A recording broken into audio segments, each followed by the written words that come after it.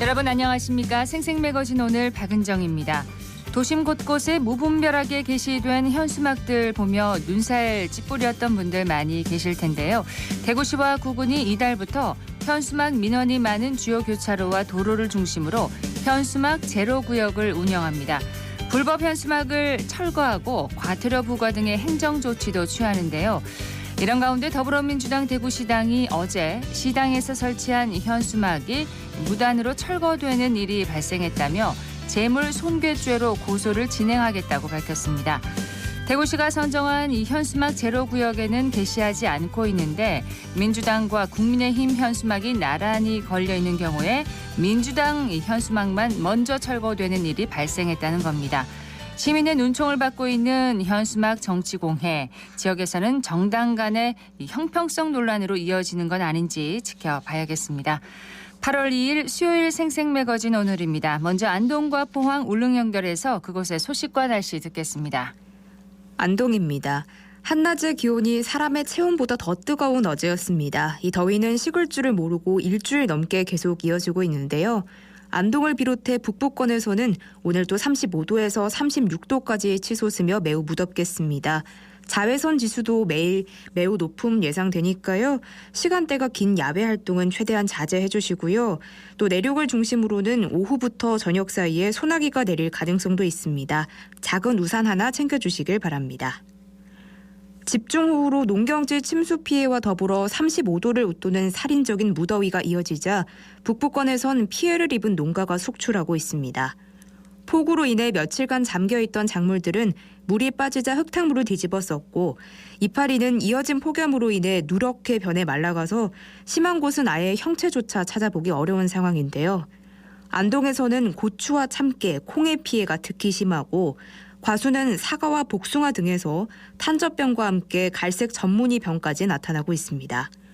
이런 병들은 과실을 부패시켜 상품성을 떨어뜨리고 수확량도 줄게 만드는데요. 열매에 미리 약재를 뿌리고 곰팡이균이 번지지 않게 통풍과 배수를 해보지만 폭우로 무너진 밭고랑과 폭염은 농민들에겐 이중고입니다. 지역 농민들과 농업 관련 전문가들은 자연재해를 입은 농가에 대한 보상책을 마련하고 농작물 재해보험 가입 조건 등을 개선해야 한다고 주장하고 있습니다. 지금까지 안동이었습니다. 이어서 포항입니다. 찌는 듯한 더위에 바깥 활동하기 쉽지 않은 요즘입니다. 경북 동해안 지역에 여전히 폭염 경보 발효 중인 가운데 오늘 한낮 기온도 34도까지 오르겠습니다.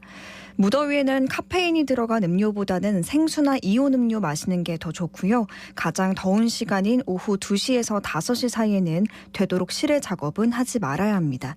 한편 풍랑주의보 내려진 남해 동부 바깥 먼바다에는 물결 최고 4m로 매우 높게 일겠습니다. 최근 사회구조 변화에 따른 개인의 고립과 단절이 심화되면서 고독사가 사회적인 문제로 떠오르고 있는데요. 영덕군이 지역 내 사회적 고립 가구의 고독사를 예방하기 위해서 1인 가구 위험군 실태 조사를 시행합니다. 조사 대상은 영덕에 주소를 둔 20세 이상 1인 가구로 사전조사로 마을 이장과 관계기관을 통해 기초조사를 시행해서 대상자를 추렸고요. 읍면 행정사회복지 전담 공무원과 지역사회보장협의체 등 인적 안전 허브망을 활용해서 최종 대상자 350가구를 선정했습니다. 이번 달 말까지 전문 조사위원이 각 가정을 방문해서 면접 설문조사를 실시하고요. 이를 바탕으로 영덕군은 사회적 고립과 고독사 예방 종합대책을 수립해서 올해 하반기부터 체계적인 관리에 들어갈 방침입니다. 지속적인 모니터링을 통해 사회적인 관계망을 형성하는 등 공공과 민간 복지기관의 상호 협력으로 지역사회 중심의 사회적 안전망이 잘 구축됐으면 좋겠습니다. 지금까지 포항이었습니다. 이어서 울릉입니다. 울릉도와 독도는 구름 많은 하늘 보이고 있는 가운데 어제에 이어 오늘도 찜통 더위는 계속되고 있습니다. 현재 기온은 30도, 습도는 80%인데요. 낮 동안 자외선 지수 또한 매우 높은 수준 예상됩니다. 가능하면 외출을 피하고 실내나 그늘에 머무는 것이 좋으며 바깥으로 나가야 할 경우 긴 소매 옷을 입거나 모자나 선글라스를 착용하고 자외선 차단제를 바르는 것이 좋으니 참고하시기 바랍니다. 동해 중부 안쪽 먼바다에는 남에서 남서풍이 불며 바다의 물결은 0.5에서 1m로 잔잔하게 일고 있습니다.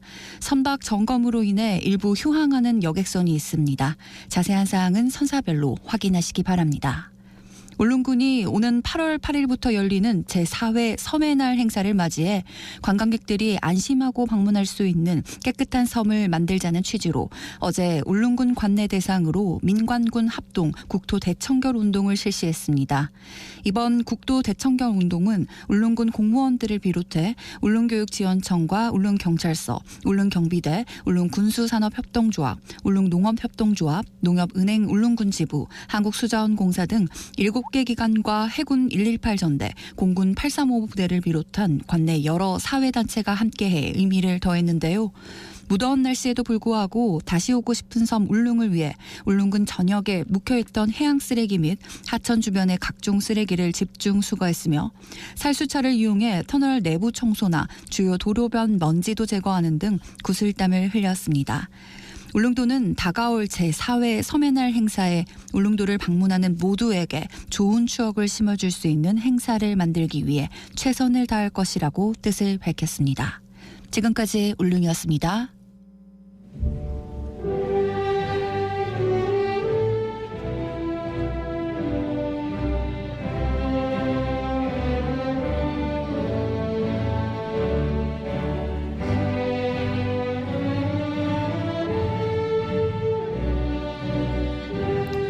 지방 소멸 위기를 극복하고 지방의 발전을 위해 뛰는 지자체장들을 만나는 시간입니다. 지방시대를 열다 오늘은 김대권 대구 수성구청장을 만나봅니다. 구청장님 안녕하십니까? 예, 안녕하세요. 반갑습니다. 반갑습니다. 자, 민선 7기부터 5년째 수성구를 이끌고 계십니다.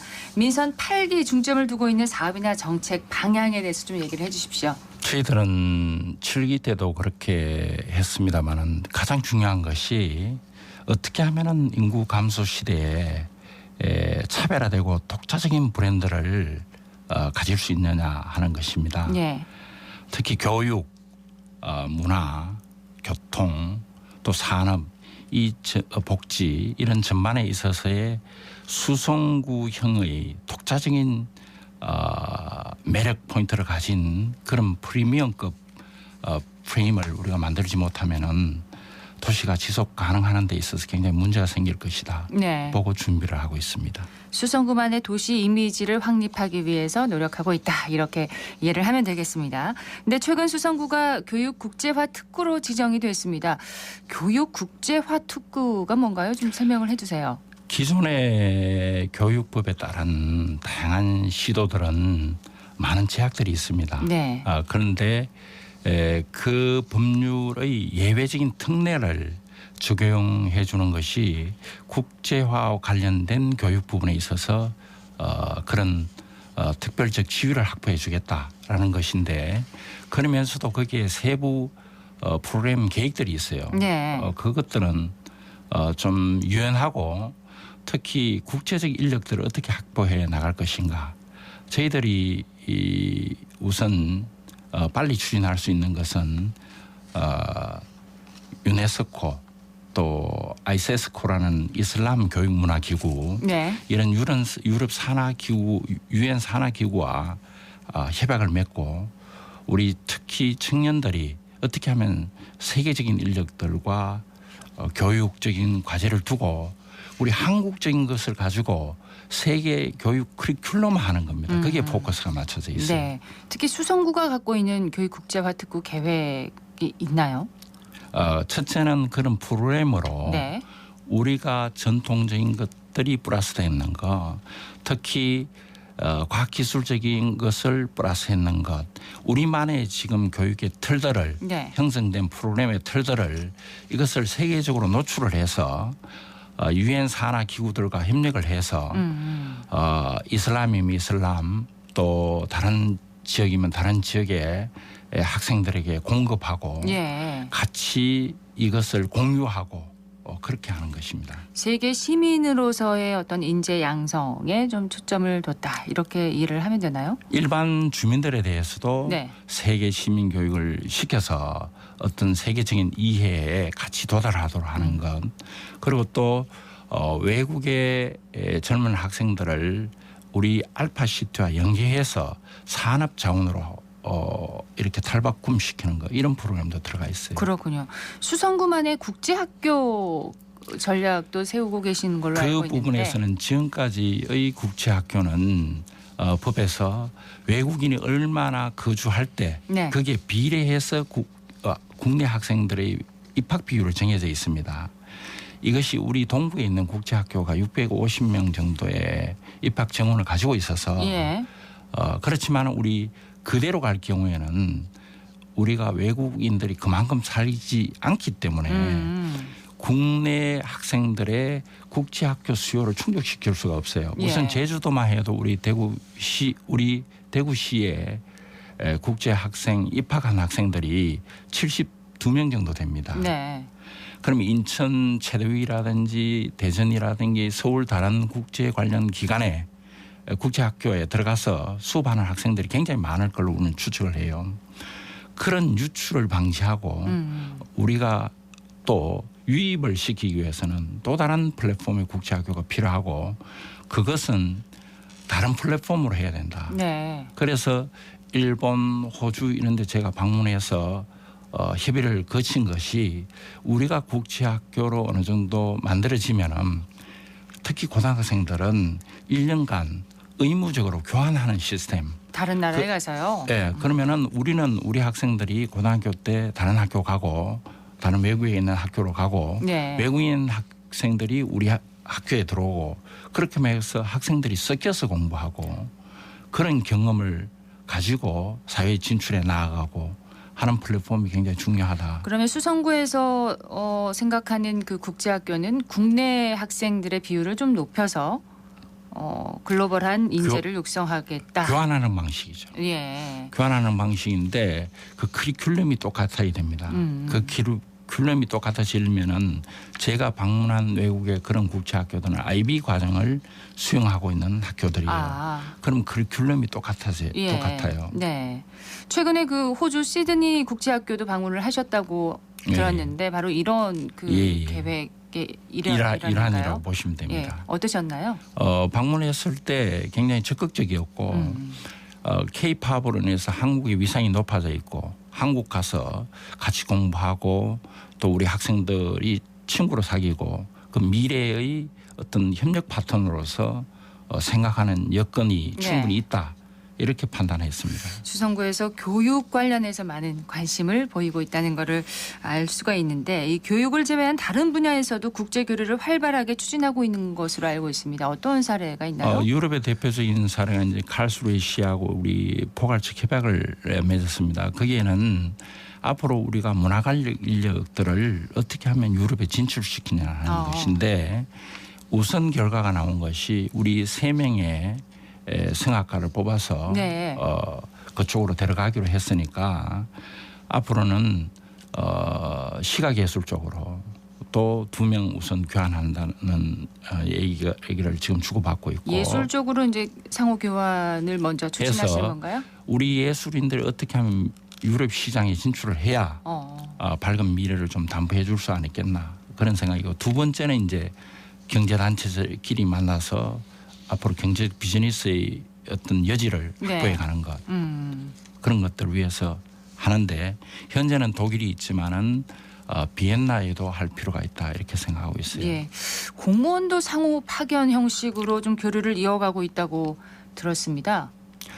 근무를 하는 건가요? 공무원 현재는 2명이 6개월 기간으로 우리 근무를 하고 있습니다. 여기 와서. 예. 어느 나라에서? 일본하고 인도네시아 공무원. 그것은 우리가 할 수 있는 방법들에서 보면은 시도 협의를 거쳐서 우리가 인력을 받아서 들어오는데 지원이 있습니다. 네. 그래서 우리는 코스트를 적게 드리고 그러면서도 우리 조직의 하나의 다른 문화를 가진 공무원들이 들어옴으로 해서 우리 조직에 충격을 주는 거죠. 그럼으로 해서 새로운 생각들을 끌어낼 수 있다라는 전제하에서 그렇게 하는 겁니다. 지역에 있는 공무원들도 다른 지역에 가서 좀 근무를 한다면 또 시각도 넓어지겠는데요? 그거는 지금 협의를 하고 있어요. 그렇군요. 예, 알파시티 활성화 방안에 대해서도 좀 궁금합니다. 알파시티는 대구시에서 많이 협조를 해주셔서 현재 장기적인 계획을 12월 말까지 타당성 수립을 하고 있습니다. 네. 거기에 따라서 알파시티는 굉장한 영향을 가질 것으로 저희들이 그렇게 알고 있고 두 번째는 제2의 알파시티를 어떻게 할 것인가 이것이 문제인데 이것도 논의 중에 있다는 말씀드립니다. 네. 구체적으로 어떤 산업에 대해서 좀 집중하실 계획이신지. 알파시티의 핵심은 소프트웨어 산업이죠. 예. 특히 ABB와 관련된 산업들인데 거기에 고도의 인력을 어떻게 하면은 알파시티로 끌어들이느냐. 그것이 또 산업적인 확장성에 있어서의 촉발을 가져올 수 있는 예. 인재가 될 수 있느냐. 그래서 연구와 또 대학원이라는 어떤 그런 학업과의 공동적인 플랫폼을 만들어서 이번에 계획을 수립하고 있고요. 그 계획에 따라서 제2의 알파시티 이런 네. 것도 필요하고 특히 청년들이 현재 많이 들어오니까 한 3,000명여 명 정도 이분들이 좀 불편할 수지 않게 예. 저희들이 주변 인프라를 확충해 주는 거 그런 것들이 굉장히 중요하지 않나 싶습니다. ABB 산업과 함께 이 UMA 도시망공 모빌리티 산업 육성에도 좀 힘을 쏟고 있는데 수성구에서요. 관련 계획은 어떻게 추진되고 UM과 있나요? 관련해서는 저희들이 매년 특화 분야의 서비스를 위해서 서비스를 실증을 해보고 있습니다. 네. 특히 우리가 관심사는 어떻게 하면 앞으로 군부대가 이전하고 난 뒤에 오군수 지역이 앞으로 그 허브 포트로서 최고의 메인 정거장으로서의 굉장히 유효한 지위가 공간적 지위가 있다. 네. 특히 금호강을 끼고 있어서 좋은 위치다. 그러므로 해서 UM의 모든 입출입 부분을 통제하고 마지막 거점 역할을 할 수 있는 것이 우리 지역에 있었으면 좋겠다 해서 추진을 하고 있고 네. 두 번째는 수성못에서 용지봉까지 저희들이 시범 운영을 해서 케이블카를 대신할 수 있는 플랫폼을 좀 제시를 하는 것이 굉장히 중요하지 않을까 해서 케이블카를 대신할 수 있는 어떤 걸 말씀하시는 건가요? 우리가 보면은 대부분의 높은 산에서는 헬기장이 다 있습니다. 예. 추가 투자 없이 이 헬기장을 활용해서 UM을 지상의 어떤 그런 스팟만 만들 수만 있다면은 네. 지상에서 산 정상에 그 헬기장을 활용해서 왔다 갔다 하는 문제는 쉽게 풀리지 않을까 그래서. 네. 예. 그 밖에도 이제 수성구에서 추진하고 있는 사업들이 많은 것으로 알고는 있는데, 예, 이제 마무리를 해야 될 것 같습니다. 지역민에게 한 말씀을 해주시죠. 예. 우리 현재로서는 여러 가지 그 코로나 이후에 우리 주민들께서 많이 어려우신 것 같아요. 이런 어려움도 함께 극복하고 또 인구가 줄어들고 그럼에도 불구하고 우리가 미래를 준비 안 할 수가 없고 그런 희망과 또 헌신과 열정 속에서 함께 한다면은 반드시 우리 도시의 지속 가능성과 프리미엄급 가치를 유지해낼 예. 수 있지 않을까 그렇게 생각합니다. 네, 도시의 가치를 더하는 차별화된 유일한 수성구 만들기를 기대해 보겠습니다. 오늘 말씀 고맙습니다. 예, 감사합니다. 김대권 대구 수성구청장이었습니다.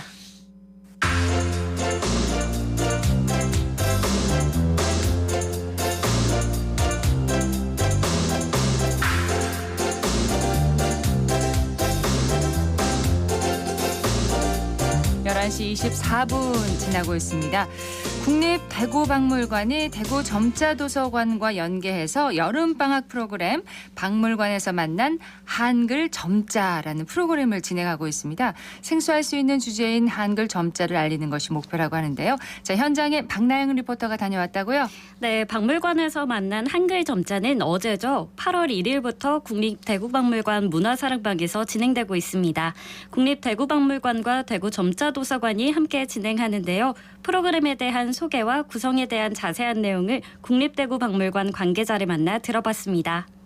지금 현재 진행되고 있는 박물관에서 만난 한글 점자 프로그램은 3일까지 진행되고 있습니다. 대구 점자 도서관과 이제 연계해서 2018년부터 이제 진행이 되고 있습니다. 그래서 꽤 오랜 시간 지역에 있는 두 기관이 연계해서 진행되고 있는 프로그램이고요.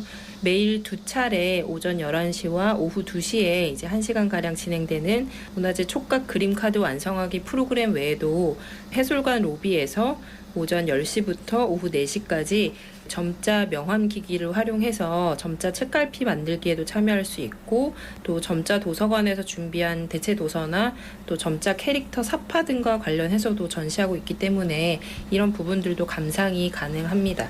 문화재를 바탕으로 해서 점자로 표현해보는 이런 기회들을 통해서 우리 문화재를 더 알고 또 점자라는 좀 다른 언어를 이해하고 다가가는 그런 시간이 되면 좋을 것 같고요. 점자라는 것 자체가 또 누군가에게는 귀한 언어가 될 수 있으니까 뭐 또 우리 이웃이 쓰고 있는 그런 다른 언어를 좀 더 이해하고 받아들이는 기회가 되면 좋을 것 같다는 취지로 운영하고 있습니다. 문화재를 바탕으로 점자를 배울 수 있는 기회를 박물관과 도서관이 연계해서 이제 마련을 한 거잖아요. 아주 새롭고 또 재미있는 그런 시도네요. 네, 맞습니다. 그래서 현장에는 다양한 체험을 경험하고자 방문한 초등학생이 가장 많았는데요. 점자를 잘 알지 못했던 어린 초등학생 참가자도 문화재와 연결시킨 활동에 흥미를 갖고 참가하는 모습이었습니다. 또 실생활에서 스쳐 지나갔던 점자를 함께 찾아보고 직접 점자기구를 가지고 단어를 표현하며 적극적인 모습을 보였습니다. 네. 현장의 소리와 시민들의 이야기도 들어보시죠. 박물관에서도 화장실 안내판 점자되어 있더라고요. 그리고 이제 화장실 문고리도 이제 개폐해가지고 열린 버튼하고 이렇게 표기가 되어 있고 세 번째 3점이고 그 다음에 이제 4점 또 올려보시겠어요? 오늘 프로그램에 참여해서 알게 된 점은 애기가 점자에 관해서 일상생활에서 관심을 많이 가져가지고 여기 마침 박물관에 홈페이지 들어가 보고 체험을 할 수 있다고 해서 사전에 신청을 해가지고 참여하게 됐는데 새로운 방법으로 이렇게 글자를 배울 수 있는 방법이 있다는 걸 알게 되어서 좀 뿌듯한 시간을 보낼 수 있었던 것 같습니다. 앞으로 진로를 선택하는 데도 도움이 될 것 같고 좀 더 배려하는 아이가 될 것 같아요. 엘리베이터에서 점자를 본 적이 있었어요. 오늘 배운 거 재밌었어요. 친구들이랑 같이 해서 좋았어요. 다음에도 또 오고 싶어요.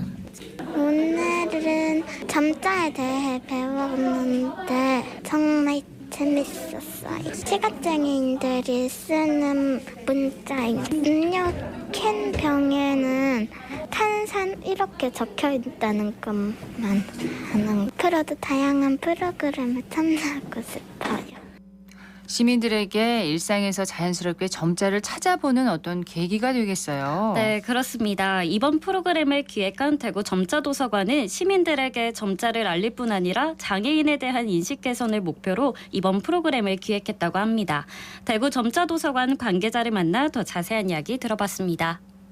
대구 점자도서관은 시각장애인분들을 위해서 대체 자료를 제작할 뿐만 아니라 대체 도서를 대출 열람할 수 있는 공간이기도 하고 시각장애인분들이 교육 사업에 참여하셔가지고 평생 학습 기관으로 또 이제 복합 문화 공간으로 지금 운영되고 있는 대구 유일의 점자도서관입니다.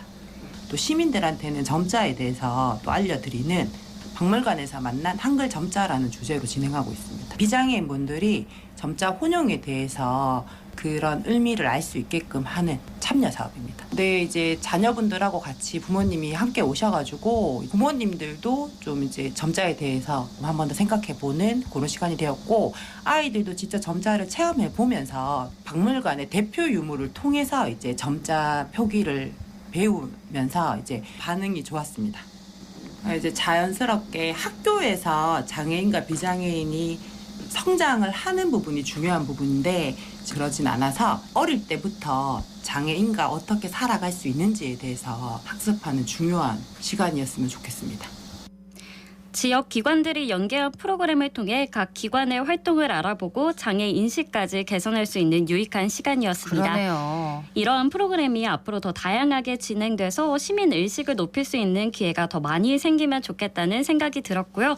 해당 프로그램은 내일까지 현장 참여가 가능하니까요. 관심 있는 분들은 대구 박물관을 방문해 보시길 바랍니다. 네, 박나영 리포터 소식 잘 들었습니다. 고맙습니다.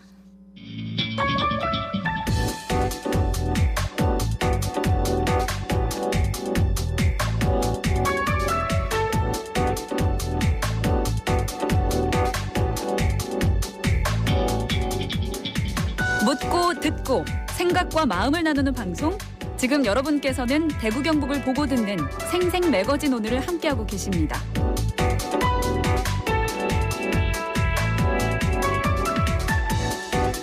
11시 30분 지났습니다.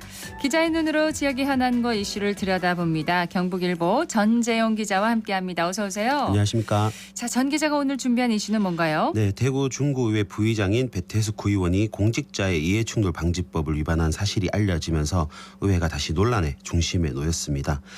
배 부의장의 이제 이해충돌 방지법 위반 내용과 이로 인해 발생한 중구의회 내부의 분쟁들을 한번 살펴보도록 하겠습니다. 중구의회에서 이렇게 좋지 않은 소식이 자주 들리는데 네. 자, 먼저 배태숙 의원의 공직자의 이해충돌 방지법 위반 내용부터 좀 설명을 해주시죠. 네, 배 의원의 이해충돌 방지법 위반 사실은 지난달 19일 감사원이 감사 결과를 공식적으로 발표하면서 알려지게 됐습니다. 감사원에 따르면 배 의원은 유령회사를 설립해서 지난해 7월 1일부터 같은 해 12월 31일까지 중구청과 수의계약을 체결하고 실제 대표자인 본인이 물품을 납품한 것으로 드러났습니다. 예. 구체적인 기간은 지난해 9월 7일부터 같은 해 12월 16일까지고 이 기간에 총 8건의 수의계약을 체결했습니다. 계약 금액 규모는 1,680만 원 정도입니다. 납품한 물품이 뭔가요? 우선 계약 체결한 사업을 보면 이제 거의 뭐 홍보물이나 이제 고지서 이런 것들이거든요. 그래서 배 의원이 유령회사를 통해서 중구청에 예비군 훈련장 홍보물 제작이나 공연 LED 배너 구입, 그다음에 승강장 안내판 철거, 불법 주정차 과태료 고지서, 동신축 청사 안내 사인 제작, 그다음에 공공근로 모집 현수막 사업과 중구의회의 의회 기념품 구입 사업 등을 이제 진행한 것으로 조사됐습니다. 네. 이해충돌 방지법 12조에 보면 수의계약 체결 제한에 관한 내용이 있는데 산하기관을 포함해서 공공기관은 소속 공직자와 물품, 용역, 공사 등의 수의계약을 체결할 수 없도록 규정하고 있습니다. 그런데 감사원이 지난 4월 3일부터 14일까지 열흘 동안 감사를 진행한 결과에서 배 의원이 차명으로 차린 업체와 중구청 등의 이제 수의계약을 맺은 사실이 드러났습니다. 예, 이해충돌 방지법 위반 사실이 이제 드러난 건데 이후에 그러면 조치는 지금 어떻게 됐습니까? 네, 이해충돌 방지법 위반과 관련해서 후속 조치를 알아보니까 감사원이 해당 공공기관의 감사 결과를 통보하면서 공공기관에서 자체적으로 징계 조치를 하도록 요구하게 돼 있습니다. 예. 이에 따라서 감사원이 지난달 19일 같은 내용으로 이제 중구의회에 공문을 보냈고 중구의회에서는 감사원의 의견에 따라서 징계 절차를 밟고 있습니다. 기한은 감사 결과를 통보한 날로부터 한 달이기 때문에 예. 중구의회는 오늘 19일까지 배태숙 의원에 대한 징계 절차를 마무리하고 감사원의 징계 결정에 대한 내용을 다시 보고해야 됩니다. 기한이 있네요. 네, 있습니다. 그럼 중구의회에서 배태숙 의원에 대한 징계 절차를 지금 밟고 있습니까? 아니면 앞으로 밟게 되나요? 지금 밟고 있는 중입니다. 네. 감사원으로부터 의견을 전달받아서 이제 즉각 윤리특위 특별위원회를 이제 꾸려서 임시 일정까지 잡았거든요. 예, 그래서 지난달 27일 배 의원의 징계를 논의하기 위한 윤리심사 자문위원회와 윤리위원회 회의 일정들이 잡히면서 징계 절차를 밟는 듯 했습니다. 금방 밟는 듯 했는데 윤리특위 위원장을 맡고 있는 안재철 구의원이 갑작스럽게 사퇴를 하면서 징계 논의가 한 차례 좀 유보된 상태입니다. 윤리특위 위원장이 사퇴를 한 거군요. 네, 사퇴 맞습니다. 이유가 뭔가요? 앞서 이제 배 의원에 대한 감사를 청구한 대구 참여연대가 여러 시민단체들이 안 의원의 윤리위원장직 사퇴를 요구하면서 이런 사태가 좀 불거졌습니다. 시민단체들이 사퇴를 요구했나요? 네, 맞습니다. 시민단체가 지난 2월에 배 의원에 대한 수의계약 의혹이 불거질 당시 배 의원이 단체를 찾아와서 수의계약 맺은 사실이 없다고 이렇게 밝혔다고 합니다. 그런데 이때 안재철 의원이 동행해서 거짓 해명에 동참했다. 이런 이유로 안 의원이 윤리위원장직을 내려놔야 된다. 이런 주장을 펼쳤고요. 예. 그다음에 이에 대해서 안 의원은 윤리위원장으로서 해당 사안을 공정하게 처리하기 위해서 구체적인 감사 결과 나올 때까지 좀 지켜보자는 입장이었지 배 의원의 편을 든 것은 아니다. 이렇게 억울했습니다. 그러면서 윤리위원회 회의가 잡혀있던 지난달 27일 회의 30분 전에 윤리위원장직을 내려놓겠다고 공식 선언을 했고요. 예. 윤리위원장 자리가 이제 공석이 되면서 회의 당일 윤리위에서는 이제 간사인 김동연 의원이 진행을 하고 권경숙, 김효린 의원 등 3명만이 참석을 했습니다. 그런데 이 회의에서 권경숙, 김효린 의원이 징계와 관련된 추가 자료 확인이 좀 필요하다. 뭐 이런 이유로 해서 좀 징계 논의를 보류하자고 했고 나중에 이제 회의가 연기가 되게 됐습니다. 지금 연기된 거군요. 예, 맞습니다. 근데 그 윤리위원장 윤리위원장 자리가 공석이 되면서 결국 윤리위 회의가 파행된 건데 새로운 윤리위원장이 선출이 됐나요? 네, 바로 어제 의회에서 간담회 회의를 진행해서 새로운 윤리위원장이 선출됐습니다. 김동연 의원이 윤리위원장을 맡게 됐고 최근 사퇴 의사를 표명해서 윤리위원장직을 내려놨던 안재철 구의원은 윤리위 간사로 다시 활동하게 됐습니다. 이날 윤리위원장 후보 명단에는 김동연 의원과 공경숙 의원의 이름이 올랐고 이어진 최종 투표에서 김동연 구의원이 과반의 표를 얻어서 새로운 윤리위원장으로 뽑혔습니다. 예. 윤리위원장 선출 절차를 마쳤기 때문에 이제 배태숙 의원에 대한 이제 징계 논의를 이어갈 계획입니다. 앞서 윤리심사자문위원회 회의는 진행됐기 때문에 남은 절차인 윤리심사위원회 회의와 징계 수위를 정하고 본회의에서 최종 징계 요구안을 가결할 예정입니다. 예. 윤리위원장직을 맡은 김동연 구의원은 어깨가 무겁지만 좀 법과 원칙에 따라서 공정하게 징계 절차를 밟아가도록 하겠다 이렇게 전했습니다. 자, 배태숙 의원의 이해충돌방지법 위반으로 현재 중구의회가 다시 논란의 중심에 섰는데 이전에도 안 좋은 소식이 많이 들렸었어요. 네, 맞습니다. 사실 이번에 새로운 윤리위원장을 선출하기까지 고민한 흔적을 보면 중구의회에서 발생한 논란들이 좀 일목요연하게 좀 정리가 되지 않을까 싶습니다. 정리가 된다고요? 예, 앞서 안재철 의원이 시민단체 요구에 따라서 위원장직을 내려놨지만 소속 구의원 대부분이 윤리위로부터 징계를 받거나 사회적으로 비판을 받은 전력이 있어서 새로운 위원장을 선출하기가 좀 쉽지 않은 분위기가 이어졌었거든요. 그래서 중구의회 선출직 정원은 총 7명인데 지난 4월에 더불어민주당 소속 이경숙 전 구의원이 주소지를 옮겨서 의원직을 상실했고 이제 6명이 남게 됐습니다. 예. 그럼 이 6명을 살펴보면 김호성 의장을 비롯해서 김동연, 권경숙, 김효린, 배태숙, 안재철 의원까지 이렇게 6명인데 맡을 수 있는지 윤리위원장을 과연 맡을 수 있는지 한번 확인을 해보면 김호성 의장 같은 경우에는 윤리위에서 올라온 안건을 최종 결정하는 장애 자리에 있거든요. 그래서 의장이에요? 예, 네. 그래서 이제 윤리위원장을 맡기는 좀 다소 부적합한 상황이고 최근에 윤리위원장직을 사퇴한 안재철 의원이 다시 윤리위원장직을 맡는 것도 조금 안 되겠죠. 모양새가 웃기겠죠.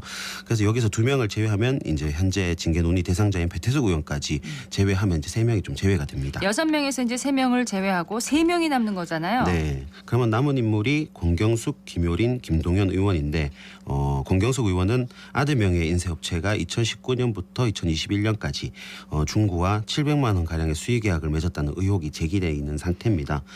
수의계약을 맺은 시점이 권 의원이 이전에 이제 의회 활동하던 시기와 겹치기 때문에 배태숙 의원과 마찬가지로 이해충돌 방지법 위반 소지가 있습니다. 예, 그리고 또 김효린 구의원 같은 경우에는 앞서 상표법 논란으로 많이 좀 이름이 알려졌고 예. 또 더불어서 서류 반출 논란 이런 걸로 이제 중구의회 윤리위로부터 2차례 징계를 받은 바가 있습니다. 그래서 시민단체로부터 비판도 많이 받았었기 때문에 윤리위원장을 맡을 경우 다시 또 시민단체로부터 비판의 목소리, 반발의 목소리가 나올 수도 있는 상황입니다. 그래서 이 모든 인물들을 제외하면 결국 남는 인물이 김동연 구의원 한 명밖에 없어서 그래서 이제 김동연 의원이 윤리위원장을 맡았습니다. 예. 좀 중구의 안타까운 현주소라고 할 수 있겠습니다. 뭔가 자격이 돼서 맡은 게 아니라 다른 사람이 자격이 또 안 돼서 네. 물론 자격이 없다는 뜻은 아니고요. 네. 어쨌든 김동연 의원이 윤리위원장을 맡게 됐는데 대구기초의회 가운데 인원수가 가장 적은 곳에서 이렇게 논란이 가장 많이 발생을 하고 있습니다. 다양한 논란을 매듭 지을 수 있도록 노력이 필요한데 자, 정 기자는 어떻게 보십니까? 우선은 현안인 배태숙 의원에 대한 징계부터 좀 마무리할 필요가 있을 것 같습니다. 감사원에 보고해야 할 기한이 있고 또 무엇보다 시민사회가 이해할 수 있는 수준의 징계와 후속 조치들이 좀 이루어져야 하지 않을까 싶습니다.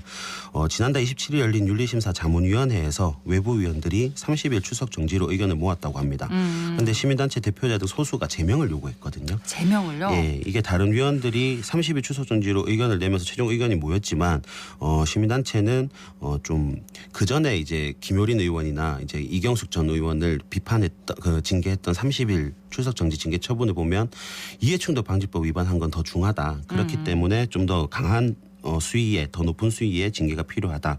이런 상황입니다. 그렇기 때문에 이번 징계안 논의에서 중지를 좀 잘 모아야 할 것으로 보이고요.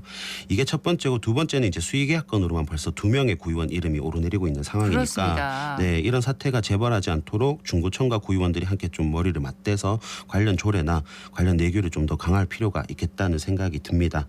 그리고 앞으로 생각하는 것 중에 더 큰 문제는 사실 지금 내부적으로 이런 그 문제들이 겉으로 드러나는 과정에서 의원들 간 갈등이 좀 심화가 돼 있거든요. 예. 그래서 서로 이제 고소 고발권도 있는 걸로 저는 알고 있는데 이게 아무래도 해결되기가 조금 쉽지는 않을 것으로 보입니다. 자체적으로. 그래서 이제 외부적으로 이제 어떻게 해결돼야 될지 생각해 보면 우선 고소 고발이니까 법적으로 이제 책임이 어떻게 있는지를 한번 판단을 빨리 내려야겠죠. 네. 그래서 이런 갈등들이 좀 일단락이 된다면 이제 나머지 이제 그 감시 역할은 언론이나 시민단체에서 해야 될 것으로 보입니다. 네, 대구 중구의회가 좀 다시 새롭게 태어나는 좀 기회가 됐으면 좋겠습니다. 이번이요. 네, 맞습니다. 예, 경북일보의 전재영 기자였습니다. 고맙습니다. 감사합니다.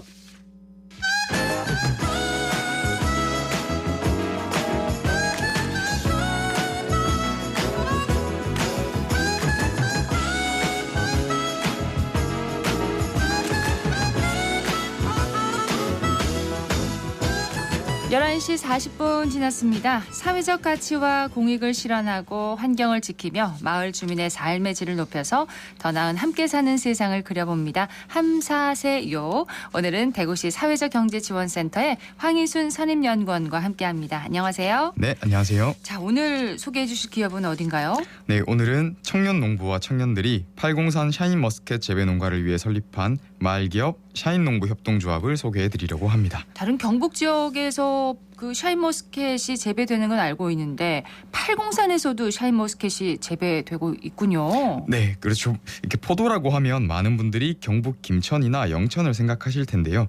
팔공산 포도는 일교차가 큰 해발 300m 지점에서 재배되어서 당도가 높고 맛과 향이 좋다고 합니다. 그렇군요. 네, 그래서 1960년대부터 재배되기 시작했고 1975년에는 전국 최대 규모의 대단위 관광농원을 겸한 포도단지를 조성하기도 했습니다. 그리고 2010년에는 팔공산 포도축제까지 성황리에 개최하면서 그 이름을 알렸다고 하고요. 2019년부터 샤인머스켓이 유명해지고 또 시장에서도 높은 가격에 판매되면서 이 팔공산의 포도 농가에서도 기존 캠베럴리나 거봉과 같은 검붉은 포도 품종에서 샤인머스켓으로 품종 전환을 했다고 합니다. 그렇군요. 제가 팔공산 샤인머스켓을 몰라봤네요. 그런데 이 샤인머스켓 가격이 많이 떨어졌다는 기사를 본 것 같은데요. 네, 맞습니다. 2017년 국내에 처음 등장한 샤인머스켓은 16브릭스 이상의 높은 당도와 씨가 없어서 먹기 편하다는 장점으로 일반 포도보다 높은 가격에 판매되면서 황제 포도라고 불릴 정도였는데요.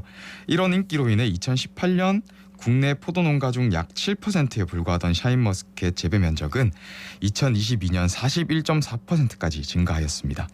네, 그만큼 출하량은 늘어나면서 가격이 또 낮아지게 되었는데요. 한국농촌경제연구원의 농업관측 보고서에 따르면 올해 서울 가락시장을 기준으로 샤인머스켓 상품 도매 가격은 지난해보다 19에서 많게는 29%까지 낮을 것으로 보고 있습니다. 또 가격이 높아서 이제 품종 전환을 한 건데 이렇게 가격이 급락하니까 농가에서도 시름이 깊겠어요. 네, 이런 가격 문제도 있지만 농업 인구 고령화로 인해서 이런 환경 변화에 대응하기도 쉽지가 않은데요. 부모님이 직면한 이런 어려움을 지켜볼 수 없었던 팔공산의 한 샤인머스켓 농가 아들이 직접 문제를 해결해보고자 본격적으로 참여하면서 샤인농부 협동조합이 시작되었습니다. 네, 대구의 청년 농부 신선합니다. 자, 청년이 함께하면서 변화가 좀 생겼나요? 네, 이 시간에 다 말씀드리기가 힘들 정도로 많은 변화들이 있었는데요. 가장 첫 번째는 판로의 변화입니다. 이 팔공산 샤인머스켓은 대구 지역의 농산물이고 또 생산량이 적다는 이유로 도매 시장에서 타 지역보다 낮은 가격에 출하하고 있었습니다. 네. 하지만 샤인농부 협동조합은 이런 고품질 소량 생산의 고급화 전략으로 바꾸었습니다. 그래서 직접 디자인한 패키지로 차별화해서 온라인 판로에 주력하였는데요. 그 결과 2022년에는 2kg 한 박스를 기준으로 타 판로 대비 약 16,000원 높은 농가 수익을 창출하였습니다. 그리고 두 번째는 사업을 다각화하고 있는데요. 예. 이 동구의 청년 마을 기업 두 곳과 같이 협업해서 착즙 주스를 개발하였고 또 체험 프로그램도 진행하는 등 팔공산 샤인머스켓을 홍보하면서 부가 수익도 창출하고 있습니다. 네, 농가 수익이 다른 농가보다 16,000원이나 높은 거면 이게 한 상자당 말씀하시는 거예요? 네, 맞습니다. 네. 굉장히 이게 높은 거잖아요. 그러면 네. 어떤 전략을 세웠는지 좀 더 설명을 해주시겠습니까? 먼저 크라우드 펀딩으로 시작을 했는데요. 생산자와 팔공산 샤인머스켓 샤인머스켓에 대한 스토리텔링 그리고 고급화한 패키지 등으로 시장성과 소비자의 반응을 한번 살펴볼 수 있었습니다. 그 이후 온라인 시장에 더욱 집중하면서 SNS를 통한 홍보 그리고 자체 온라인 스토어와 또 여러 농산물 유통 플랫폼에 입점하는 등 온라인 판로를 지속적으로 확대하고 있습니다. 네. 그리고 해외 수출도 하고 있는데요. 소위 K 샤인머스켓은 홍콩, 베트남, 중국, 미국, 싱가포르 등에서 인기가 굉장히 많다고 합니다. 우리나라 포도 수출액은 이렇게 해마다 조금씩 증가했는데요. 2021년에는 3,862만 달러의 수출액을 기록했는데 네. 이 중 샤인머스켓이 약 89%를 차지했다고 합니다. 그리고 이런 시장 상황을 잘 파악한 샤인농부협동조합에서도 지역의 10개 농가와 협업해서 2022년에는 약 10톤의 수출 연계 실적을 기록했습니다. 그리고 해외에서는 아직도 높은 가격에 거래되고 있어서 국내 샤인머스켓 가격 변동에 대비한 안정적인 판로를 확보한 셈입니다. 자, 여기서 샤인농부협동조합을 이끌어가는 대표의 이야기를 한번 들어보겠습니다.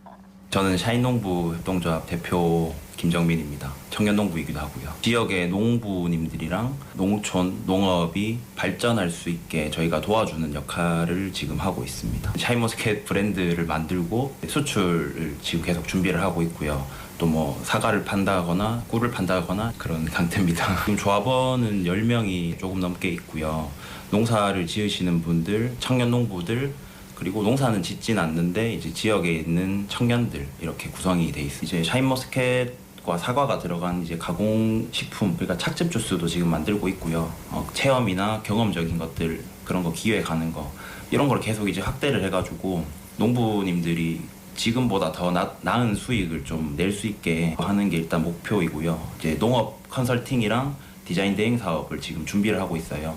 저희 지역 농업이 밝은 미래로 갈 수 있는 견인의 역할을 하고자 합니다. 대구가 아무래도 농산물 수출이 10년 넘게 이제 끊겨 있었고 농업을 하시는 분들이 많이 적다 보니까 지원이라던가 많이 부족하고 농사를 지으시는 분들도 과연 저게 수출이 될까 대구에서 라는 인식들이 많으신데 조금만 더 관심을 가져주시면 지역 농업이 좀 경쟁력을 가지고 발전을 할 수 있겠다라는 생각을 하고 있습니다. 지역 농업이 밝은 미래로 가는 견인 역할을 하겠다. 이 청년 농부의 포부가 참 대단합니다. 네, 김정민 대표는 2대째 동구 팔공산에서 농업을 하면서 대구 지역 농업인들의 힘든 현실을 더욱 여실히 체감했는데요. 이런 경험을 통해 지역 농가는 도매 시장을 통한 판로가 아닌 부가가치를 높이는 방식의 사업이 필요하다는 생각을 하게 되었습니다. 예. 그래서 치유농립업 CEO 과정 등 농업을 활용한 고부가가치 산업을 개발하기 위한 전문성을 개발하였고요. 샤인머스켓을 활용한 착즙주스 개발, 그리고 치유농업과 같은 체험 프로그램, 그리고 판로 확대 등 여러 가지 시도를 하고 있습니다. 네. 근데 대표 혼자서 이 수출부터 체험 프로그램까지 다 할 수는 없잖아요. 맞습니다. 샤인농부협동조합이 이런 사업들을 할 수 있는 원동력은 바로 조합원들인데요. 그중에서도 동구 지역의 청년들이 큰 힘이 되고 있습니다. 외국에서 대학을 졸업해 외국어에 능통한 청년은 수출 관련 업무를 지원하고 최근에 가입한 청년농부조합원은 식품 제조 가공 경험을 살려서 착즙주스 개발에 관여하는 등 각자의 전문성과 경험 그리고 관심 분야를 살린 일을 하고 있습니다. 전문가들이 많네요. 네, 이렇게 청년들이 함께함으로써 온라인 판로 개척과 함께 SNS 홍보도 적극적으로 할 수 있게 되었고요. 또 선배 농부들의 경험과 노하우를 들으면서 농업의 역량을 키우는 그런 선순환 구조도 만들어 나가고 있습니다. 네, 이번에는 샤인농부협동조합의 조합원들의 이야기를 들어볼까요? 이 뭡니다. 젊은 친구들도 정보가 빠르다 보니까 농사는 아무리 잘 지어도 소비자들 직접 하려가 문제였고요. 그래서 젊은 친구들 믿었기에 지금까지 협동조합을 운영해 나온 것 같습니다. 올해 같은 경우는 장마가 계속적으로 한 일주일 동안 계속 흐리고 비가 오니까 방제 작업을 못하긴 적이 최고 힘든 것 같아요. 소비자들 믿음을 갈 수 있는 농산물을 만들려고 노력을 많이 하고 있습니다. 팔공산 쪽에는 밤낮 기온차가 조금 심하기 때문에 당도라든지 이런 게 뭐 조금 더 나을 것입니다. 소비자들이 임시가 좋아야 되겠죠. 그러면은 일단 맛이 좋아야 되겠고 품질을 일단 좋게 만들어야 되겠죠. 소비자들께서 믿고 구매해 주셨으면 감사하겠습니다. 저는 팔공산에서 사과 농사를 지으면서 사과 체험 농장을 운영하고 있는 청년 농부입니다. 팔공산 자체에 청년 농부들이 많이 없어요. 사실 동네도 가깝고 또 청년이라는 공통점이 있다 보니까 협동조합에 들어오게 되었습니다. 비가 굉장히 많이 오다 보니까 휴가 아닌 휴가를 강제로 받게 되었는데 약간 체력적이나 아니면 뭐 멘탈적으로 조금 더 리프레싱해서 좀 더 농업에 집중하려고 하고 있습니다. 농업을 혼자 하려면 굉장히 힘든 부분이 많다고 생각을 하거든요. 정보공유나 지원사업, 농업에는 동료를 찾기가 되게 힘든데 같은 꿈을 향해서 달려가다 보니까 좀 더 힘이 되는 부분이 있습니다. 이번 장마로 좀 피해는 없었나요? 네, 팔공산 지역의 샤인머스켓은 주로 노지 재배를 하고 있고 또 배수 시설을 다 완비해 놓아서 이 비로 인한 피해는 거의 없었다고 합니다. 이러한 노지 재배 샤인머스켓은 10월 출하를 위해 품질 관리를 지금 열심히 하고 있고요. 시설 재배하고 있는 샤인머스켓은 8월부터 펀딩을 통해 소비자를 만나기 위해 준비하고 있다고 합니다. 다행입니다. 자, 샤인농부협동조합이 조합원들 간에 서로 부족한 부분을 채워가면서 또 정보 공유를 하는 역할도 다 하고 있는 것 같네요. 그렇습니다. 국제협동조합연맹 ICA에서는 1995년 100주년 총회에서 협동조합 정체성에 대한 선언을 하면서 7대 원칙을 언급하였는데요. 그중에는 조합원에 대한 교육 훈련 및 정보 제공도 있습니다. 샤인농부협동조합은 농업인을 비롯한 다양한 경력을 가진 청년들이 함께 하고 있어서 사업을 운영하는 과정 중에 이런 원칙을 자연스럽게 실천하고 있습니다. 네. 그리고 이 7대 원칙에는 지역사회에 대한 기여도 있는데요. 샤인농부협동조합에서는 지역 샤인머스켓 농업인을 대상으로 재배기술 교육 등을 제공함으로써 이를 또 실천하고 있습니다. 네. 그리고 청년농부가 있음으로 해서 농업인과 청년들의 세대 간 융합에도 일부 기여하고 있는 것 같고요. 그럼요. 큰 도움이 되겠습니다. 자, 샤인농부협동조합 앞으로 어떤 목표가 있을까요? 샤인농부협동조합은 샤인머스켓을 넘어 대구 지역을 대표하는 프리미엄 농업 브랜드가 되는 것이 목표입니다. 여기서 말하는 프리미엄은 소비자에게 우수한 농산물을 판매하는 것과 함께 그런 농산물을 위해 땀 흘리는 농부들에게도 그에 걸맞는 프리미엄급의 가치를 제공한다는 의미를 담고 있습니다. 이를 위한 첫걸음이 샤인머스켓인데요. 기업 간 거래인 B2B 매출을 50% 수준으로 높이는 것을 단기적인 목표로 해서 대형 유통에 적합한 브랜드 리뉴얼, 자동 선별 시스템을 구축해서 인건비 감소, 업무 효율을 증대시키는 등 세부적인 목표를 설정하고 사업을 추진하고 있습니다. 그렇군요. 이 먹거리가 식탁에 오기까지의 이동 거리인 푸드 마일리지를 줄임으로써 우리는 생활에서 탄소 중립을 실천할 수 있다고 합니다. 샤인머스켓을 포함해 대구 지역에서 생산되는 농산물에 더 관심을 가져주신다면 탄소 중립도 실천하면서 지역 농업인과 샤인농부협동조합에게도 큰 힘이 될 것 같습니다. 대구에서 생산되는 샤인머스켓 맛은 어떨지 궁금합니다. 네. 예, 청년 농부의 힘으로 잘 성장하고 있는 마을기업 샤인농부협동조합에 대해서 오늘 소개를 해드렸습니다. 대구시 사회적경제지원센터의 황희순 선임연구원이었습니다. 고맙습니다. 네, 감사합니다.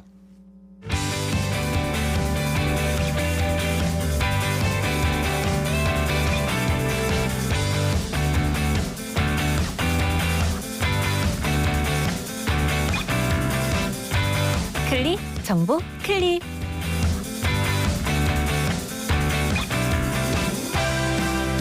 오늘도 대부분 지역 체감 온도가 35도 내외로 오르면서 무덥겠습니다. 뜨거운 공기를 공급하는 두 개의 고기압이 한반도에 겹치면서 무더운 날씨는 당분간 지속될 전망인데요. 더불어 북상하고 있는 6호 태풍 카눈이 폭염과 습도를 더욱 부추기고 있습니다. 앞으로 습한 폭염과 밤사이 최저기온이 25도 이상 유지되는 현상인 열대야는 강화될 전망입니다.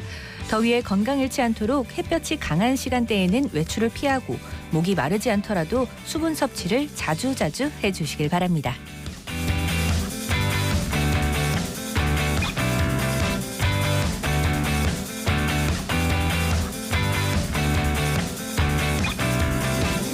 오늘도 시원한 얼음물 한 잔 벌컥벌컥 들이켜고 싶은 날씨입니다. 그런데 막상 찬물이나 음료를 급하게 마시다 보면 머리가 띵해지면서 두통이 올 때가 많은데요. 이는 1분에서 5분 정도의 일시적인 현상으로 찬 음료를 마시는 속도가 느려지면 자연스럽게 혈액과 산소도 일정한 속도를 찾으면서 두통이 완화됩니다. 만약 두통을 빨리 없애고 싶다면 따뜻한 물을 마시거나 손으로 입과 코를 가린 상태에서 숨을 빨리 내쉬어 입천장을 데우면 도움이 된다고 하네요. 가장 좋은 방법은 두통이 발생하지 않도록 찬 음식은 천천히 먹는 것이겠죠. 너무 차가운 물보다는 미지근한 물을 많이 또 자주 마시는 것이 좋겠습니다.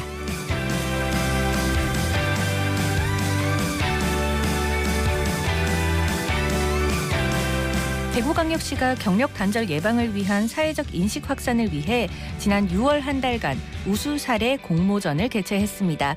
전국 여성을 대상으로 펼쳐진 이번 공모전에서는 총 57건이 접수가 됐고요. 최종 16개 사례를 수상작으로 선정했습니다. 최우수상은 인생은 상노작부터 움직일 수 있는 날까지 일하리라라는 제목으로 윤영미 씨가 수상자의 이름을 올렸는데요. 이번 공모전을 통해 여성이 출산 등으로 경력이 단절되지 않도록 더 많은 지원이 이어지길 바랍니다.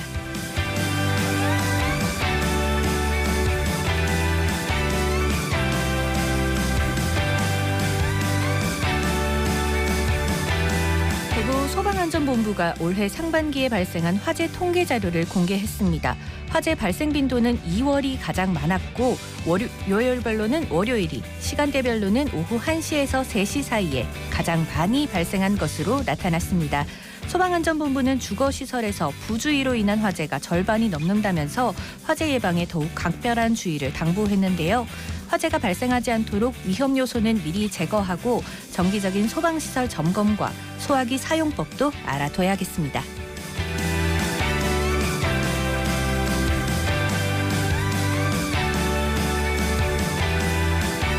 대구 서구문화회관이 여름방학을 맞아 특별기획전으로 달콤한 상상 스위트 워터랜드를 전시실과 로비에서 열고 있습니다. 이번 전시는 달콤한 상상과 꿈이 현실이 되는 즐거운 우리 집이라는 테마로 일상적인 요소들을 예술가의 시선으로 만나볼 수 있는데요. 전시실 곳곳에서는 포토존과 체험존이 마련돼 있어 어른들에게는 동심을 불러일으키고 아이들에게는 상상력을 키워줄 좋은 기회가 될 것으로 보입니다. 전시는 8월 27일까지입니다. 지금까지 클릭 정보 클립 윤가영이었습니다.